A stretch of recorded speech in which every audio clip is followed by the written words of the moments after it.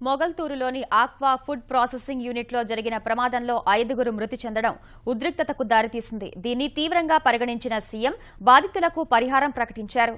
వాస్తవ పరిస్థితి తెలుసుకునేందుకు మంత్రులను ఘటనా స్థలానికి పంపించారు. ప్రతిపక్ష నేత జగన్ బాధితులను పరామర్శించారు.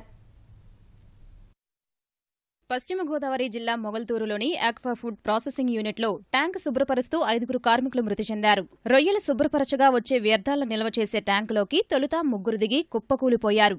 వారికేమైందో చూసేందుకు దిగిన మరో 2 చనిపోయారు. మొత్తం 5గురు మృత్యువాత పడ్డారు. ట్యాంకులో రసాయన వాయువులు పేరుకుపోయి ఆక్సిజన్ స్థాయి తగ్గిందని కొందరంటే, వ్యర్థాలు చాలా కాలంగా వెలికి తీయకపోవడం వల్లే ప్రమాదం జరిగిందని పేర్కొంటున్నారు. ఏదైనా యాజమాన్య నిర్లక్ష్యం కారణంగానే కార్మికులు మృతి చెందారని తోటి కార్మికులు, గ్రామస్తులు, మృతుల బంధువులు ఆరోపిస్తున్నారు. మృతులు ఈగ ఏడుకొండలు, నల్లం ఏడుకొండలు, బొడ్డు రాంబాబు, తోట శ్రీను, జక్కంశెట్టి ప్రవీణ్గా గుర్తించారు. సంఘటనను నిరసిస్తూ మృతదేహాలతో కార్మికులు, బంధువులు ఆందోళన చేపట్టారు.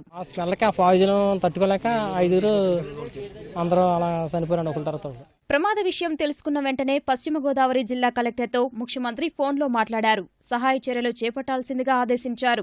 మొగల్తూరు ప్రమాద స్థలికి వెళ్లి సహాయ చర్యల్ని పర్యవేక్షించాలని నర్సాపురం శాసనసభ్యుడు బండారు మాధవనాయుడికి సూచించారు.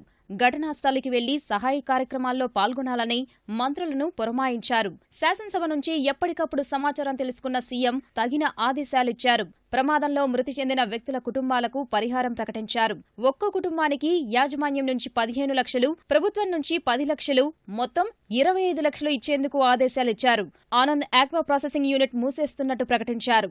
304A IPC కింద మేము కేసు బుక్ చేశాము. ఇప్పుడు ప్రస్తుతం కలెక్టర్ గారి ఆర్డర్స్ మీద మేము అది కంపౌండ్ వాళ్ళకి సీల్ చేయడం జరిగింది. అండ్ PME అండ్ ఇంక్వెస్ట్ ఇప్పుడు జరుగుతుంది, ఇంక్వెస్ట్ అండ్ PME. దాని తర్వాత will investigate the case and take it to logical. FSL కి పంపిస్తాము. దీంట్లో డీటెయిల్ రిపోర్ట్ వచ్చేస్తుంది ఎగ్జాక్ట్లీ వాట్ హ్యాపెండ్. ప్రభుత్వం పరిహారం ప్రకటించిన తర్వాత మృతదేహాలను నరసాపురం ప్రభుత్వ ఆసుపత్రికి తీసుకొచ్చేందుకు బాధితులు అంగీకరించారు. రాజకీయ పార్టీల డిమాండ్తో కుటుంబ సభ్యుల సమక్షంలోనే పంచనామా చేశారు. ఇంతలో ముఖ్యమంత్రి ఆదేశాల మేరకు అక్కడకు చేరుకున్న మంత్రులు అయ్యన్న పాత్రుడు, పీతల సుజాత, మాణిక్యాలరావును అడ్డుకునేందుకు ప్రతిపక్షాలు ప్రయత్నించాయి. పోలీసులు కలగజేసుకుని మంత్రులను లోనుకు తీసుకొచ్చారు. అక్కడే మంత్రులు నిరీక్షిస్తున్నారు. ఇక్కడ ఉన్న సిచ్యువేషన్ చూసిన తర్వాత మరి ఇండస్ట్రీ తాలూకు నిర్లక్ష్యం పూర్తిగా కనబడుతుంది. దీని మీద సమగ్రంగా దర్యాప్తు చేసి రాబోయే రోజుల్లో ఇటువంటి సంఘటనలు జరగకుండా చూడవలసిన బాధ్యత జిల్లా కలెక్టర్ మీద కూడా ఉంది. కాబట్టి వారికి బాధ్యత అప్పగించడం జరిగింది.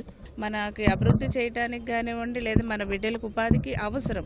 At the same time rules and regulations పాటించాలి. కండిషన్స్ అన్ని కూడా పాటించి కనుక ఇండస్ట్రీస్ పెడితే కనుక ఎవరికి ఎట్లాంటి ఇబ్బంది ఉండదు. మొగల్తూరు దుర్ఘటనపై జనసేన అధ్యక్షుడు పవన్ కళ్యాణ్ విచారం వ్యక్తం చేశారు. బాధిత కుటుంబాలకు ప్రగాఢ సానుభూతి తెలిపారు.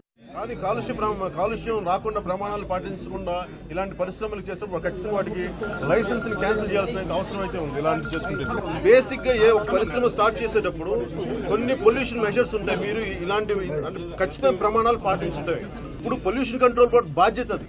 వాళ్ళు జీతాలు తీసుకుంటుంది. అందుకు మీరు వాళ్ళని చేయలేకపోతే ఎట్లా? మీరు కూర్చోబెట్టి ఆఖరి ప్రజల ప్రాణాలతో ఆడుకోవడం కాదు ఇది. 5 మంది చనిపోవటం, రేపు పొద్దున ఇంకెంతమంది చనిపోతారు? మొత్తం ఊర్లు అయిపోతాయి ఇట్లాగే అమోనియాలు వెదజల్లి.